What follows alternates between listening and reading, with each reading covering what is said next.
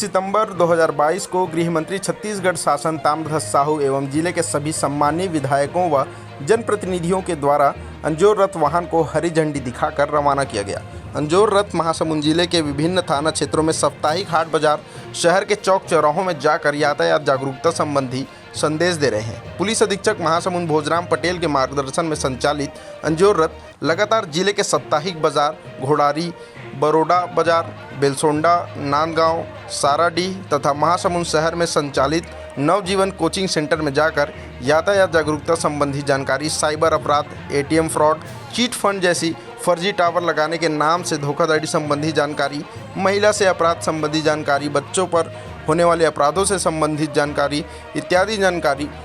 लोगों को दे रहा है, जिससे सीधे सीधे लोग किसी भी प्रकार के झांसे में ना आए। महासमुंद से न्यूज़ प्लस 21 के लिए रिपोर्ट।